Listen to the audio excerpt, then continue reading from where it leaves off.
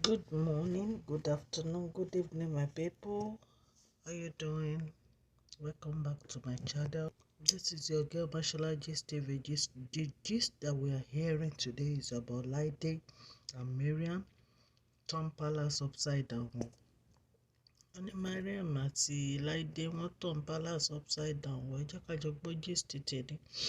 If today is your first time on my channel, can you please go straight and press the notification bell so that whenever I post any gist, you can get it? My name is Mashallah. I normally speak Yoruba on my channel and sometimes English. To my old subscribers, I say thank you.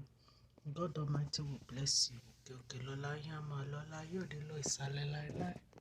Gist tèmi wọ́n ní pé Mariam pé ó lọ bá Laide pé wedding tó fẹ́ ṣe o kò lè ṣeé ṣe pé wọn ò ní ìdẹ ní palace o pé kò ní láti wá palace mọ́, kò dẹ̀ ní láti fẹ́ kábíyèsí mọ́, pé nítorí pé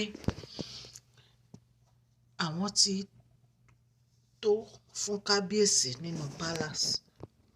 Wọ́n ní bí Laide ṣe sọ fún wọn ní pé kò sí nǹkan tó kàn nípa ọ̀rọ̀ live o, kò sí nǹkan tó kàn nípa ọ̀rọ̀ ẹ̀gbọ́n fẹ́ wá sí palace àbọ̀ òun ò fẹ́ wá sí palace. Tó bá wù òun máa wá sí palace, tó bá wù òun ò ní wá sí palace, tó bá wù òun máa fẹ́ kábíyèsí, tó bá wù òun ò ní fẹ́ kábíyèsí, pé kó keep quiet, kó bá dà sọ́rọ̀ ọmọ. Wọ́n ní pé Laide lọ fi ẹjọ́ ẹ̀ sùn kábíyèsí. Kábíyèsí dẹ̀ sọ fún yín pé àwọn làwọn mọ nǹkan táwọn fẹ́, àwọn ọba làwọn, tó bá wù àwọn á fẹ́yàwó, tó bá wù àwọn ò ní fẹ́yàwó.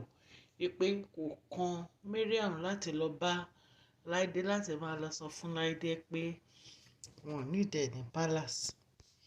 Pé sókè Mariam kò mind business ẹ̀. Wọ́n ní òun àti Laide wọn náà jà, náà pariwo bọ́ra wọn. Alleged ni o, ọ̀tá gbọ́lá wá sọ fún yín o. So ọ̀rọ̀ Mariam yìí, I don't understand Mariam. Because ọ̀rọ̀ yìí ọ̀rọ̀ ẹ̀ fẹ́ àdúrà. Mariam, number one, ìwọ kọ́ ló introduce kábíyèsí sí Laide. Ìwọ gba kábíyèsí lọ́wọ́ Laide ni. Laide ló ń fẹ́ kábíyèsí tẹ́lẹ̀. Ṣé o mọ̀ ìgbà tí wọ́n ti mọ́ra? Mariam kò wá níbí wọn ni mò ń bá wí. Ṣé o mọ̀ ìgbà tí kábíyèsí àti Laide ti mọ́ra? Nígbà téèyàn mú ẹ lọ sí palace, tó gba ẹni tó ń fẹ́, tó gbà mọ́ lọ́wọ́, wọ́n dalẹ̀ lówù yẹn náà. Mo wá ń sọ ní ìsìn pé kò ní right láti wá palace. Ṣé kábíyèsí ni ẹni àbó ti jọba? Nígbà tí wọ́n fẹ́ kábíyèsí, ò mọ̀ pé ìyàwó tó pọ̀ náà máa fẹ́.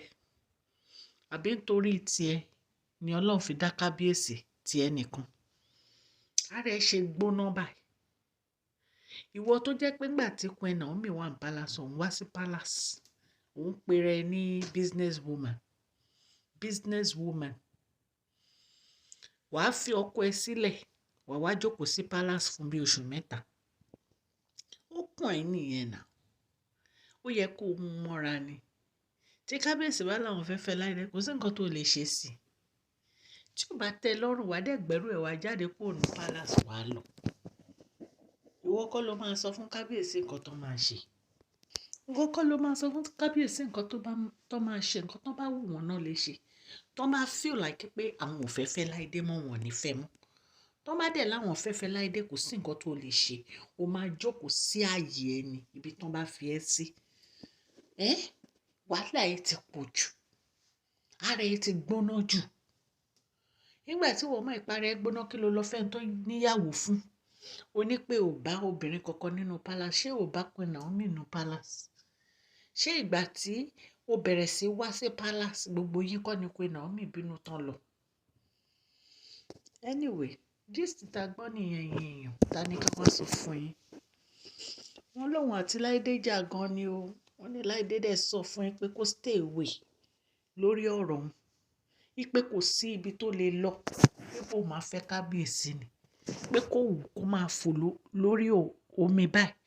pé òun máa fẹ́ kábíyèsí ni ìpè so kò sí nǹkan tó lè ṣe ẹ̀yin aráalé etí tẹ́ fi ń gbọ́ mi ò ní di ọwọ́ tẹ́ fi tẹ subscribe like ọwọ́ yín ò ní kan ìsàlẹ̀ àpò òkè òkè lọ́lá yín á máa lọ ní agbára ọlọ́run èmi ọmọ yín ni o Mashola Gist TV ẹ̀yin tẹ́ bá ti subscribe mo ń rọ̀ yín pé kẹ́ ẹ subscribe so that tí má ti post any gist ẹ máa rí ọlọ́run elédùmarè á wà pẹ̀lú gbogbo wa o ọ̀sẹ̀ yìí ọ̀sẹ̀ ayọ̀ ló máa jẹ́ fún wa o mo appreciate yín o ẹ ṣé gan ni o God bless you thank you so much please share this video like and subscribe thank you so much.